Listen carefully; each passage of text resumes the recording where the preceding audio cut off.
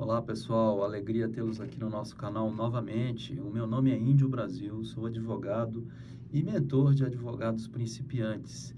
Hoje vamos falar sobre um dos aspectos mais importantes e fundamentais da nossa prática enquanto advogados, que é o seguinte: às vezes os novatos, os principiantes, recém-formados, não têm nem ideia da importância disso. Então, vamos falar sobre como montar uma estratégia jurídica clara, assertiva e que realmente atenda às expectativas dos seus clientes. Seja você um advogado iniciante ou já com alguma experiência, entender como você deve construir uma boa estratégia é o que vai diferenciar o seu trabalho de um trabalho medíocre. O seu trabalho, ele tem que ser o melhor possível. Você tem que se esforçar para isso, para que o cliente, mesmo percebendo eventualmente que você ainda é um advogado principiante, um advogado novato, um recém-formado, que você vai fazer a diferença na vida dele. Então, vejam só, no meio jurídico, a estratégia é uma palavra-chave. Ela pode ser a diferença entre uma vitória e uma derrota no tribunal. Então, uma boa estratégia jurídica é baseada em um tripé, qual seja pesquisa adequada, uso inteligente de ferramentas jurídicas e gestão eficiente das expectativas do cliente. Olha só a dimensão desse negócio. Nesse vídeo eu vou trazer técnicas práticas, referências de doutrina e exemplos de casos reais onde a estratégia faz toda a diferença no resultado do processo.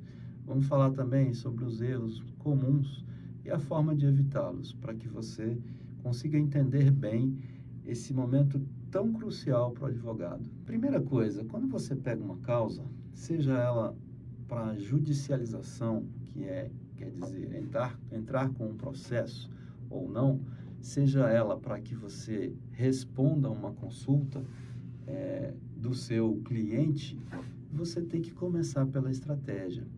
E é porque você precisa saber se ela está consistente. A chamada tese. A sua tese para de pé ou não para de pé diante do juiz, ou diante do cenário do tribunal, ou do cenário do fórum. O que você está alegando em defesa do seu cliente se sustenta? Essa é a pergunta-chave para falar de estratégia. Então, para você começar, a base de qualquer estratégia processual bem-sucedida é a pesquisa. Se uma boa pesquisa de jurisprudência e decisões anteriores, você coleta dados, esses dados vão servir para que você construa uma tese consistente. Se você não faz uma boa pesquisa, pode ter um julgado que vai derrubar a sua tese. Então, você precisa construir isso de uma forma sólida, né? O Carlos Alberto Álvaro de Oliveira, no seu livro Processo Civil Contemporâneo, ele disse que o advogado não deve se limitar a uma simples busca por precedentes favoráveis, mas sim, ele deve fazer uma análise crítica da interpretação judicial, de normas e fatos similares, de forma que ele adapte a sua tese à realidade do caso.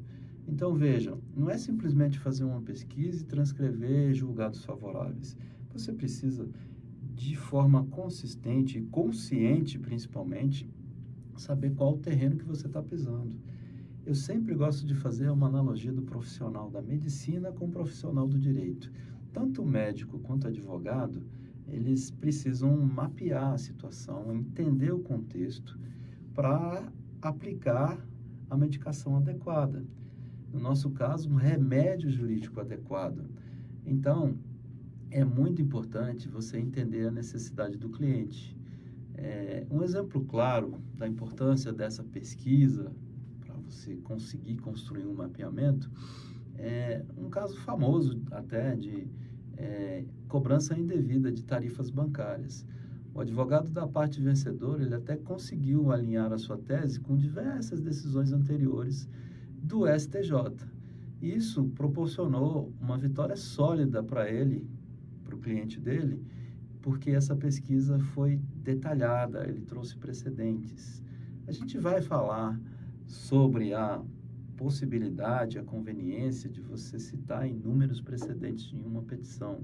Não é desejável você entulhar a sua petição de precedentes, porque tem até um brocardo jurídico em latim que diz que iura novit curia, o juiz conhece o direito. Então, você não precisa perder tempo transcrevendo artigos de lei e tampouco enchendo a petição de jurisprudências no mesmo sentido. Basta você colher as jurisprudências mais importantes, não é isso? Então, pessoal, isso denota o quanto que é importante a pesquisa prévia na construção da estratégia. A gente tem ferramentas aí bastante úteis, gratuitas, numa certa medida tem utilidade com esse requisito de gratuidade, mas às vezes você tem também os formatos pagos que você tem mais acesso, melhores acessos. Por exemplo, tem o Jus Brasil, tem a Conjur, que são excelentes para fazer esse tipo de pesquisa, mas a gente não pode subestimar a possibilidade da gente encontrar, inclusive, boas referências, importantes referências, porque são das próprias fontes, os próprios tribunais superiores, como o STJ, o STF ou o TST, se você estiver falando de trabalhista, porque nesses tribunais já existe um sistema de busca refinada de palavras-chave e tal, termos específicos, que pode fazer toda a diferença no desenho da sua estratégia. E às vezes você não, hoje, com tanta informação e com toda essa agilidade da informática, a gente consegue desenhar uma estratégia sem gastar muito dinheiro.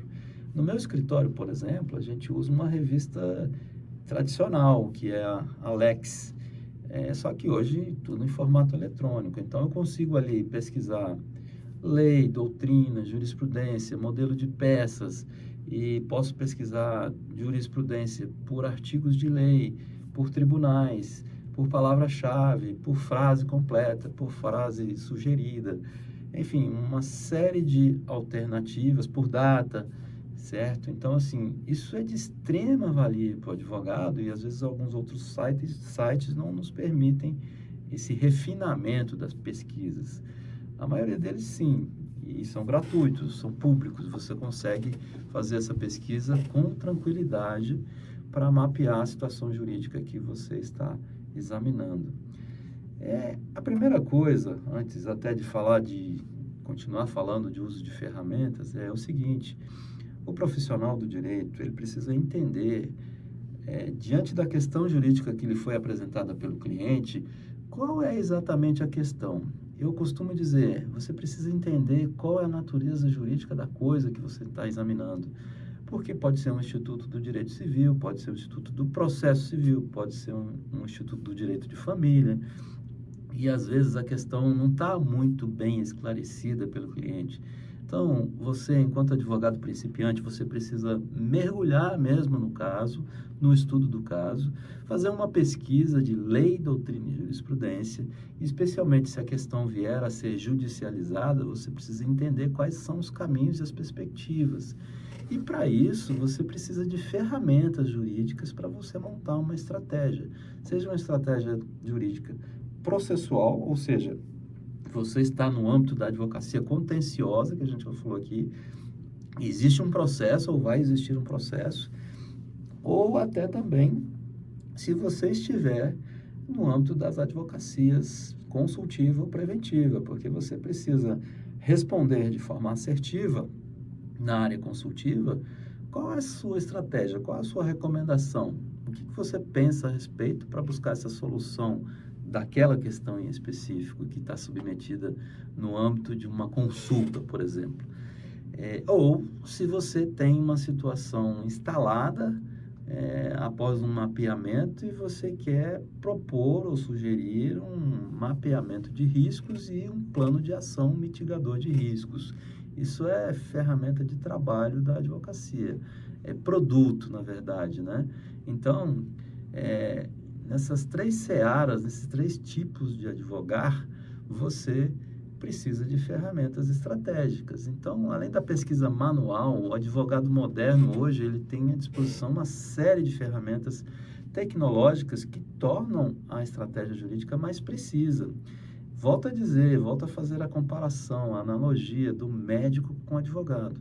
Já repararam hoje, você entra para uma consulta médica E o médico nem sempre vai falando tudo. Ele quer ver seus exames, ele pede exame disso, daquilo, ele dá uma visão geral, né, do possível problema diante dos seus sintomas, porque ele sabe, diante dos sintomas, o que pode estar ocorrendo com o seu organismo, o que pode estar acontecendo com você.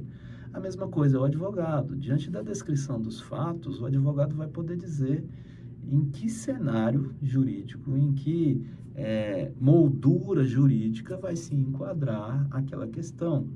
E aí ele vai buscar a lei específica, se houver, ou a lei geral, se não houver lei específica, e vai buscar a doutrina sobre o assunto, doutrinadores, jurisconsultos que já escreveram sobre aquela matéria. Nós temos diversas revistas eletrônicas hoje que fornecem artigos de profissionais que atuam na área, que escrevem artigos científicos, ou seja, insumos para criar a estratégia. Nós temos ainda outra ferramenta de grande valia, que é as plataformas de jurimetria. São as plataformas de jurimetria. Elas oferecem, por exemplo, previsões com base em julgamentos anteriores, colecionados de forma estatística, em que você pode oferecer um diferencial na hora de propor uma tese. E lembremos, existe no direito as questões já postas, que são aquelas teses sedimentadas, seguras, ou já definidas, ou já pacificadas pela jurisprudência dos tribunais superiores.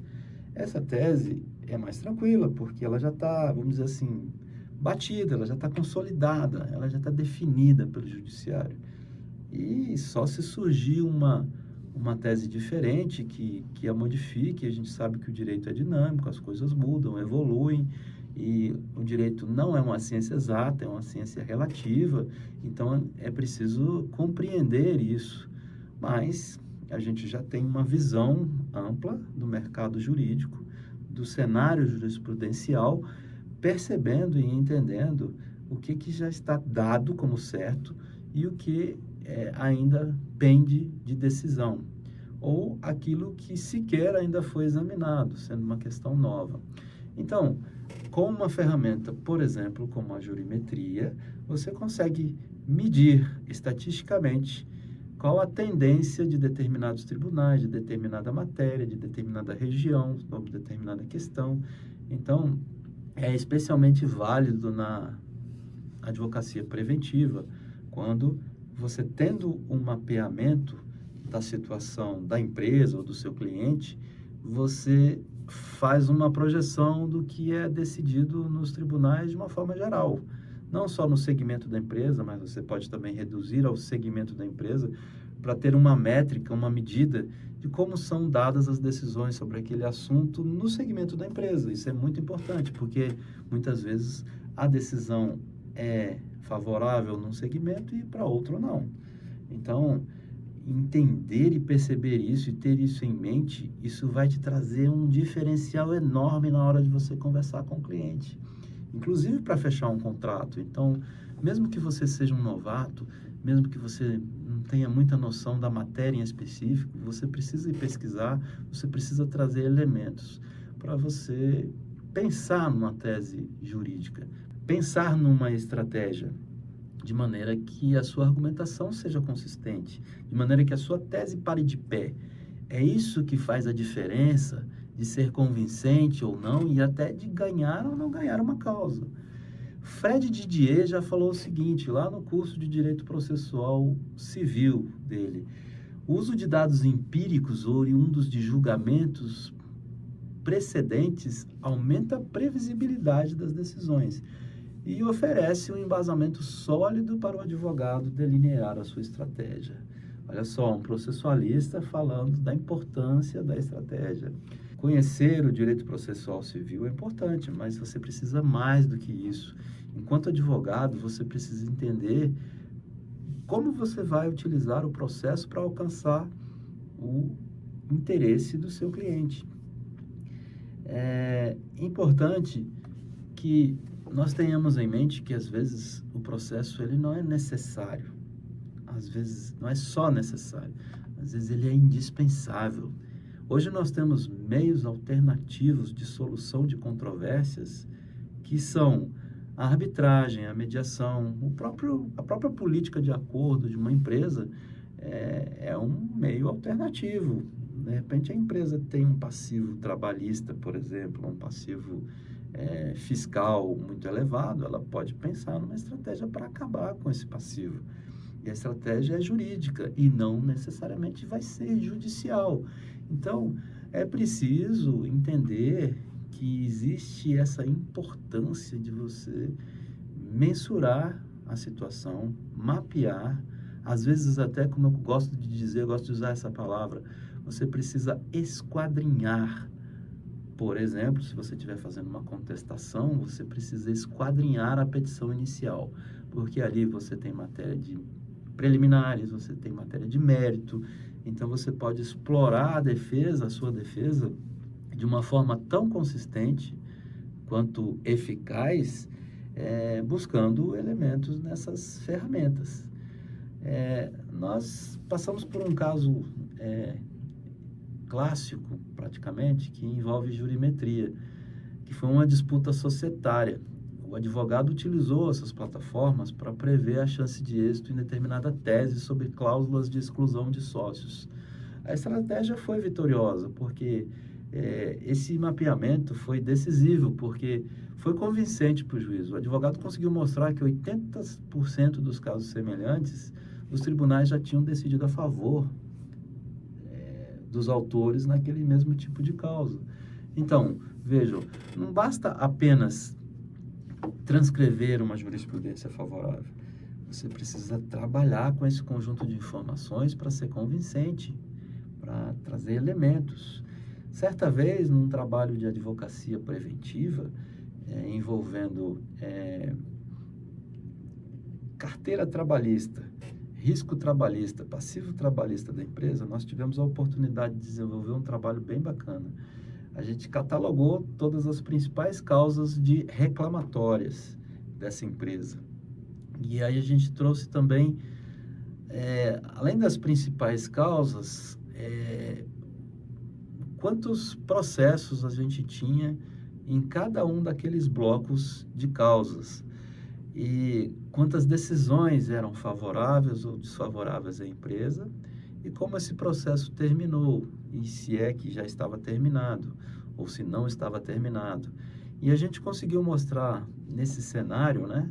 Veja que a estatística também é importante para o advogado, que é claro, você vai ter aí a possibilidade de contratar um estatístico ou contratar um contador que vai te ajudar a montar isso, ou você mesmo vai poder fazer hoje com inteligência artificial, com empresas especializadas em cálculos, em projeções, está muito disponível no mercado, profissionais da área, economistas, financistas que podem fazer as contas para você, se você não tiver habilidade para isso ou não quiser fazer isso.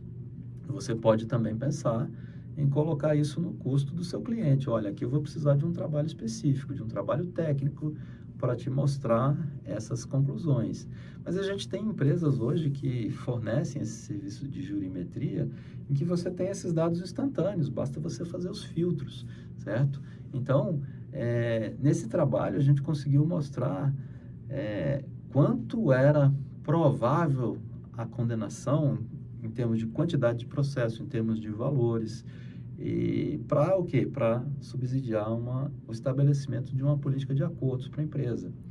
Porque era importante, era uma das preocupações da empresa, que a política de acordo não criasse o chamado efeito manada, porque os funcionários poderiam, sabendo que a empresa estava fazendo acordo, começar a entrar com ação, porque já sabiam que, no mínimo, ganhariam determinado valor, que era o patamar médio de acordo.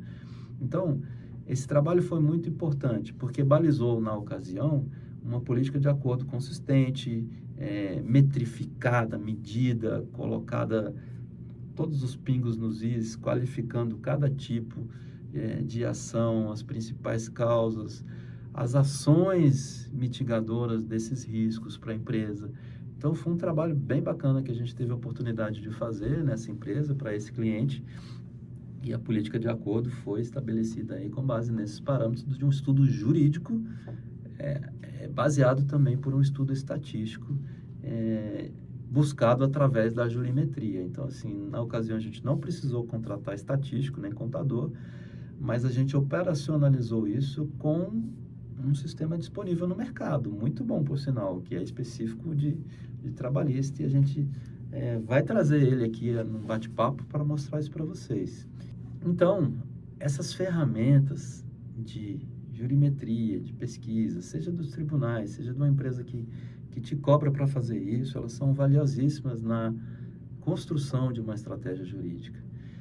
Existe também hoje um novo recurso, não muito antigo, pelo contrário, recente, que muitos advogados ainda não se encorajaram a utilizar, mas é extremamente ágil, extremamente valioso, extremamente importante. Não faz você perder a necessidade, não faz você despreocupar a ponto de deixar tudo acontecer no modelo artificial, porque você precisa entender que o modelo artificial é um modelo aprendiz. Ele vai aprender a fazer o que você indicar que ele faça. Ao longo do tempo ele vai ficar mais inteligente, mais astuto, mas você não pode deixar de conhecer uma ferramenta de inteligência artificial na advocacia. E nós temos vários aí, né? O Google oferece, ChatGPT é o mais conhecido, e outras plataformas aí trazem para nós recursos fantásticos na inteligência artificial. Exemplo de um caso onde a falta de uso dessas ferramentas prejudicou a estratégia foi numa ação de danos morais por erro médico. O advogado não se preparou adequadamente com a pesquisa de jurisprudência e acabou apresentando uma tese fraca. É aquela tese que costumamos chamar que não para em pé. E foi rejeitada logo de início. Então, a ausência de uma estratégia clara, baseada em dados, custou ao cliente a perda dessa ação, uma derrota que poderia ter sido evitada. E isso é um erro que você não deve cometer enquanto advogado, mesmo sendo um principiante, mas principalmente sendo um principiante. Bom, como é que então a gente monta uma estratégia clara e assertiva? Olha só, gente, advogado, advogada, meus colegas, com essas ferramentas em mãos, chega a hora de você montar uma estratégia jurídica. E é aqui que muitos advogados, especialmente os mais jovens, cometem erros. A estratégia jurídica deve ser clara, deve ser objetiva e assertiva. O cliente precisa, olha só o que eu vou falar aqui, o cliente precisa entender os riscos, as possibilidades e as etapas do processo de forma didática. Você tem que passar isso com integridade para o cliente, com honestidade. Você não pode se precipitar, como é comum em muitos advogados novatos, principiantes, recém-formados, a uma certa empolgação de entrar com o processo. Eu vou fazer petição, agora eu uso a inteligência artificial. Cara, querida, advogado, advogada, você tem que ter consistência no que você fala. Você tem que saber para onde aquele processo vai parar, para onde ele vai, qual o resultado dele para o cliente. E o cliente precisa saber que se ele perder, ele está sujeito a ser condenado nas custas, despesas processuais e honorários sucumbenciais. É grave, porque você, além de imprimir uma derrota para o cliente, de sujeitá-lo a uma derrota, o que você vai estar fazendo? Você vai estar causando prejuízo para ele. Isso envolve responsabilidade profissional. Muitos colegas hoje têm o seguro de responsabilidade profissional, responsabilidade civil profissional. Porque se ele perde um prazo, se ele maneja uma tese temerária, vai causar prejuízo para o cliente. E o cliente hoje está ligado nisso, ele tem as informações, ele pesquisa, ele sabe que se o advogado errou, se não errou, né? Não existe mais aquele lance de o cliente procurar saber e o advogado não falar, na verdade, como está o processo, porque o cliente hoje entra no site do tribunal e consegue entender a quantas anda o processo. Olha só, Nelson Nery Júnior, na obra de Princípios do Processo da Constituição Federal, ele traz o seguinte: uma estratégia jurídica bem-sucedida precisa ser construída sobre uma base sólida de previsibilidade e gestão de expectativas. Olha só o que ele disse: O advogado não é apenas o defensor de uma tese, mas o gestor dos riscos jurídicos do seu cliente. Essa compreensão do advogado dentro de uma organização, dentro de uma empresa, no meio empresarial, ela é olhada com quase que compaixão, não com compaixão, mas com paixão, com alegria, com entusiasmo, puxa, eu quero um advogado que faça isso por mim, que ele faça a gestão dos meus riscos jurídicos, que ele me diga o que é melhor fazer.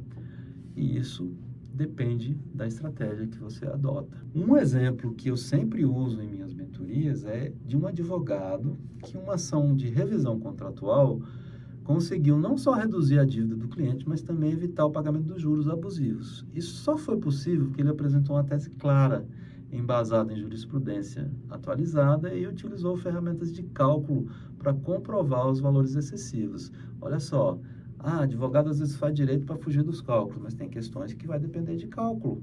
Não tem problema, você não precisa aprender cálculo, você pode contratar um contador, você pode contratar um economista, um financista para trazer a conta apresentar para você. Isso é um custo do cliente, não tem problema.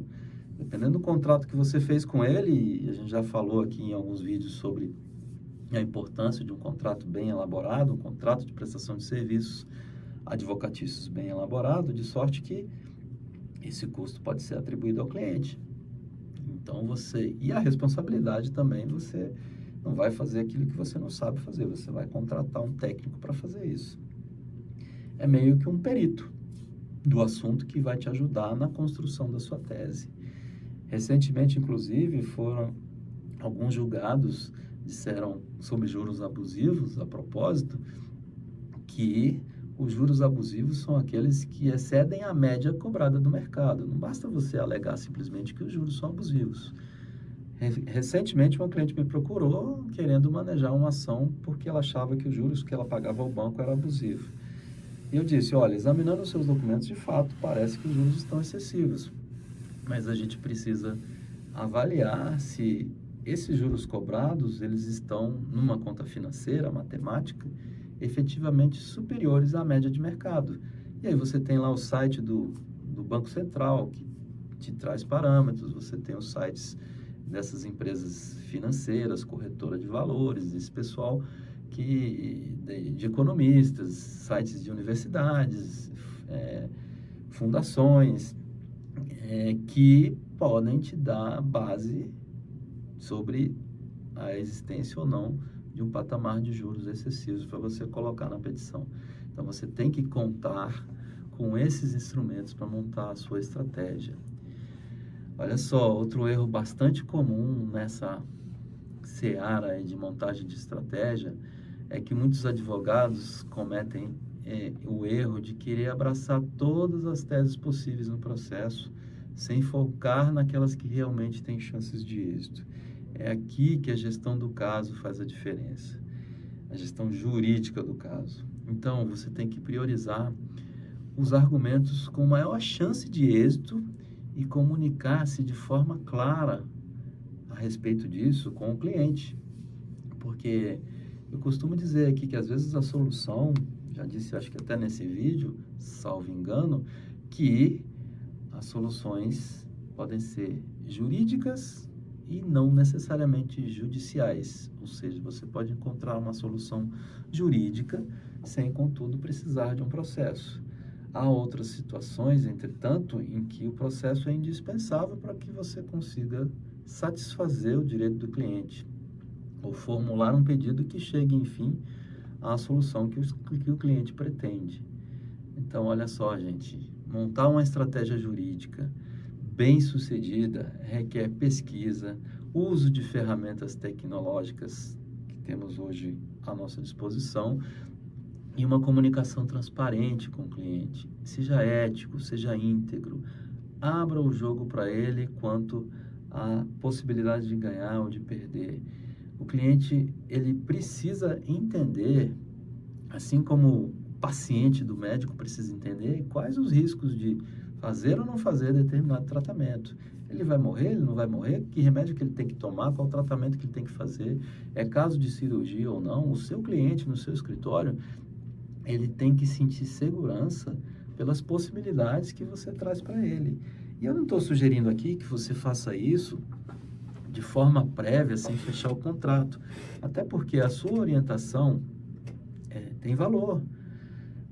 Você precisa, a gente já falou isso aqui em outros vídeos no nosso canal, que você precisa saber cobrar uma consulta, saber fechar um contrato. A gente falou sobre os erros mais comuns dos advogados iniciantes, que é cobrar muito barato, aviltar o valor dos seus honorários. Então, a comunicação transparente com o cliente também faz parte da estratégia, porque você vai deixá-lo ciente dos riscos de demandar ou dos riscos de seguir um determinado procedimento que você o aconselhou, de maneira tal que ele possa tranquilamente, cientificado dos riscos, contratar você para entrar com aquela ação. Recentemente, eu tive a possibilidade de atender um cliente que, por sinal, ficou muito satisfeito com o nosso trabalho, porque a gente fez exatamente isso. De forma mais simplificada, claro, porque a gente já reunia um pouco de experiência com aquele tipo de ação. Era uma ação relativa à fraude de cartão de crédito. A falsa central de atendimento, né? Em que o cliente foi induzido a passar informações, acreditando estar falando com um preposto da instituição financeira, na verdade estava falando com um golpista. E o golpista conseguiu extrair dele número de cartão e informações, salvo engano até a senha, em que ele digitou no momento certo, acreditando que o momento certo definido pelos fraudadores, acreditando que aquilo seria uma providência necessária pelo banco. E a gente deixou claro, falou, olha, você não vai conseguir resolver isso com o banco. Ele até chegou a contratar uma outra colega, uma advogada, que fez um procedimento administrativo, tramitou por todas as esferas administrativas do banco, requerendo o estorno da transação, mas foi sumariamente indeferido repetidas vezes, porque, apesar dos recursos que ele manejou, que a advogada manejou, com toda a habilidade técnica, com todo o advoguês colocado na forma correta, seguindo a legislação consumerista do consumidor bancário e trazendo todos os argumentos importantes, mas o banco simplesmente respondeu o seguinte, é meio que padrão, a gente tem que entender o negócio do cliente, né? E nesse caso, a gente precisa entender o problema do cliente. E a gente já sabe que no meio financeiro, os bancos fazem campanhas para evitar fraudes e, a pretexto disso, dizem que a campanha deles é eficaz, é ampla e esclarece os clientes de forma satisfatória, mas que o cliente, digitando a senha dele, transferindo a senha dele, ele concorreu para o risco. Por conseguinte, o banco não estaria obrigado a fazer indenização alguma, tampouco estornar a operação, porque ela teria sido contratada legitimamente. Ora, a gente sabe que na seara administrativa, nesse contexto consumerista bancário, normalmente é negado. Então, eu ainda havia dito, orientado, falei, olha, se você quiser tentar administrativamente, a gente pode tentar. Isso vai ter um custo. Ele não chegou a me contratar para esse contexto, mas contratou outra colega sem nenhum problema. A colega fez um bom trabalho, esclareci isso a ele, mas ele me contratou para a fase da judicialização. E na fase da judicialização, a gente já falou, olha, existem súmulas aqui que definem que essa responsabilidade, ela é do banco, porque o risco é do banco. Então, ela é responsabilidade objetiva, né? Então, a gente já tem o cenário dessa possível solução da causa. Qual não foi a nossa surpresa? Que o banco já contatou o nosso escritório para tentar uma solução, mas a proposta foi ridícula, com perdão da expressão, porque simplesmente disse, olha, a gente não indeniza nada, a gente simplesmente estorna a operação, ou seja, no fundo, reconhece que vai perder, então, só que não quer indenizar.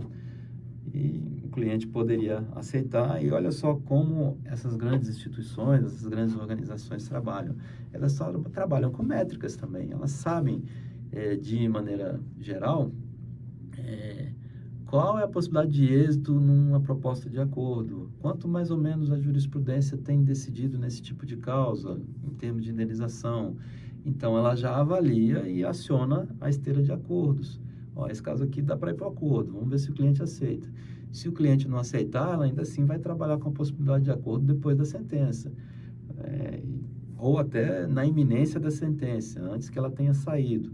Mas estando próxima de sair, ela pode, numa audiência de conciliação, numa audiência até de instrução, ela pode vir com a proposta de acordo. Mas o que eu quero destacar com isso é que, com a nossa experiência, a gente conseguiu já dizer para ele, olha, eles vão vir com uma proposta pífia de acordo, uma proposta ridícula. Não espere que o banco vai se sensibilizar, porque isso entra numa esteira grande de problemas que eles têm comumente, né? As campanhas, inclusive, desse assunto, elas estão cada vez mais intensas na mídia, justamente para reforçar que eles cuidam disso e tentar tirar a responsabilidade deles desses casos. Mas a gente sabe que o assunto está até simulado, então a gente até trouxe aqui já em outros vídeos, mas assim, é a questão da causa ganha, né? Você nunca deve falar para o cliente que a causa está ganha, você deve dizer que o direito é bom. Então, essa conscientização que você faz para o seu cliente, dizendo a força da tese que você vai usar, ou a força do direito dele, se o direito é bom ou não, pode inclusive determinar se você vai recomendar ele ajuizar ou não. Eu já tive situações que no escritório a gente disse, olha, esse caso eu não pego. E o cliente insistindo, porque tinha ido em outros advogados, tinha estudado o assunto, tinha pesquisado na internet, e ele queria que entrasse e queria que a gente fizesse. Mas a gente disse, olha, nesse tipo de ação eu não faço. Esse tipo de ação eu não faço. Com esse argumento eu não faço, porque você vai perder, depois você vai vir me responsabilizar. Mas eu posso fazer, até poderia fazer. E aí a gente esclareceu e o cliente acabou sendo convencido. Porque a gente sabe, infelizmente, que nesse meio jurídico, a gente tem colegas que, lamentavelmente, agem de forma leviana.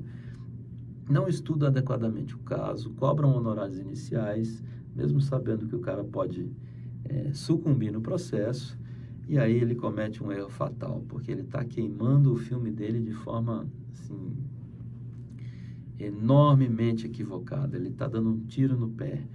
E especialmente se ele for um advogado novato, aí tudo vai se somar, né? O cara é novo, o cara não tem experiência, o cara é teimoso, o cara, né, ele não me esclareceu sobre isso, sobre aquilo, tal, sobre esses riscos. Então, você precisa, enquanto advogado, pensar na estratégia de forma consistente. Sua estratégia tem que parar de pé. E se ela cair, se ela não der certo, não vai ser por falta de fôlego, ou força, ou consistência da sua tese. Pode ser o juiz que entende diferente, a jurisprudência que mudou, né? E você também não pode deixar que haja problemas no trâmite processual. Uma perda de prazo é fatal, né? Então, cuide da sua estratégia, evite erros previsíveis, erros que poderiam ter sido evitados, porque isso macula, prejudica a sua credibilidade. Você está começando agora, você não pode errar. É importantíssimo que você tente sempre acertar. Se você errar, que seja um erro diminuto, que não interfira no resultado da vida do seu cliente, porque às vezes você está lidando com uma questão que pode mudar sensivelmente a vida dele, pode resolver um problema interior que é assim muito importante para ele. A advocacia é um ramo em que, tanto quanto a medicina, em que se cuida da saúde, aqui a gente trata de interesses pessoais, interesses materiais, interesses que revolvem emoções e que podem implicar na sua responsabilização se você não fizer direito, né? Nós somos defensores da integridade aqui no nosso escritório. Se a causa não for boa, o direito não for bom, a gente não pega. A gente recomenda e deixa o cliente à vontade para procurar outro profissional que faça, mas aquela causa também que a gente pega com vontade de fazer, com ânimo de vencer, e a gente reflete isso no nosso contrato de honorários, a gente tenta compreender o cliente, entender a sua necessidade, e se o processo for necessário, a gente vai fazer aquele processo para ele, vai entrar com aquela causa do melhor jeito possível. Só que, se também não for assim, se não for possível, se o direito não for bom, eu vou adverti-lo e até, eventualmente, como eu disse, não pegar aquela causa para fazer. Há situações em que, no âmbito da advocacia consultiva, a nossa recomendação não foi acatada. E aí, o cliente, mesmo entendendo a situação jurídica, não quis acatar. Por outras vezes, em algumas outras situações, os clientes mais conservadores ouvem o jurídico, querem saber qual o tamanho dos riscos para ver se, com perdão da expressão, vai peitar o risco ou não, né?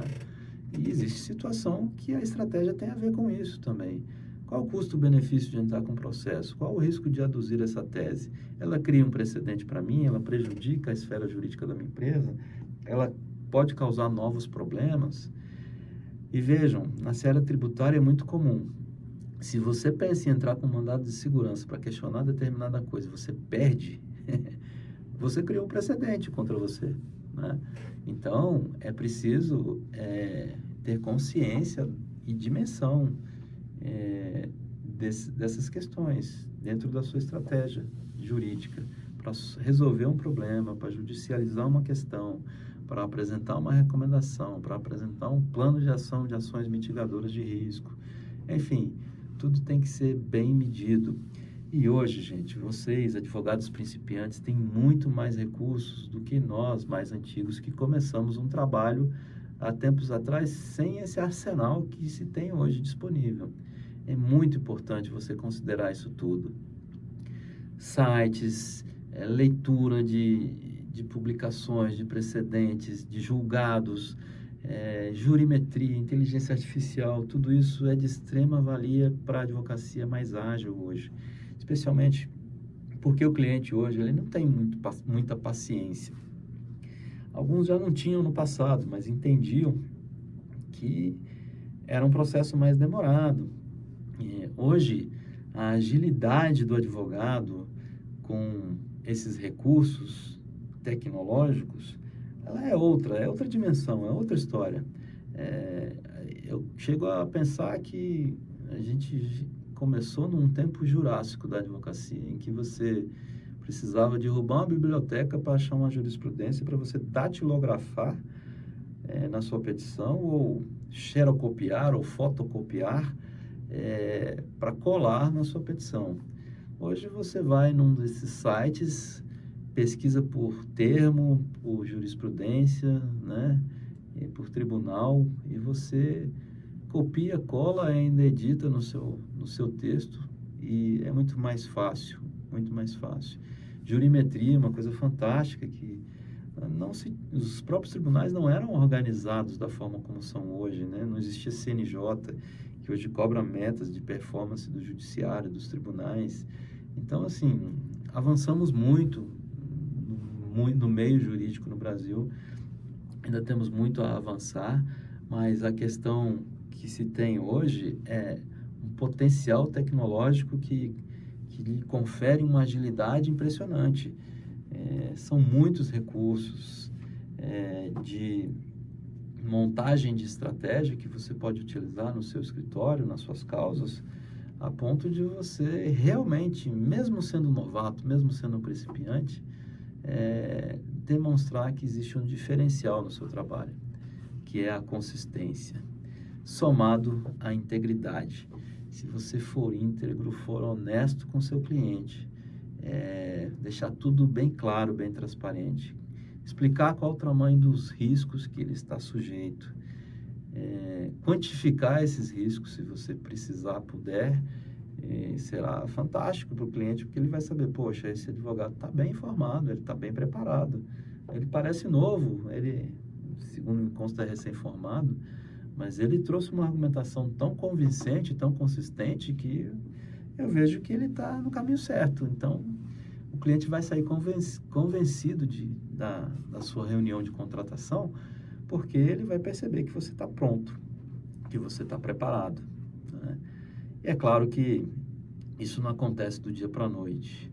Na nossa mentoria, por exemplo, a gente explica esses detalhes, dá essas dicas importantes. Então, quanto mais você aprender sobre o uso dessas ferramentas, melhor. Quanto mais você as utilizar de fato, rompendo preconceitos e barreiras da advocacia tradicional, você vai conseguir mostrar um diferencial do seu trabalho, que é apresentar consistência na argumentação, na tese, na leitura do cenário jurídico, no mapeamento da questão e na oferta de sugestões, certo? Seja na área consultiva ou na área contenciosa e preventiva. Porque, mostrando isso, você diminui de forma considerável aquela aparente ou provável desconfiança que o cliente vai ter diante de um advogado novato, diante de um advogado recém-formado, diante de um advogado que, em tese, não tem tudo que ele precisa para resolver o problema dele, certo? Então, se você gostou desse conteúdo, não esqueça de se inscrever aqui no nosso canal, curtir o vídeo e ativar o sininho, e a gente se vê no próximo vídeo. Muito obrigado pela sua participação e atenção, espero ter ajudado e viremos com novos assuntos. Um grande abraço, até a próxima.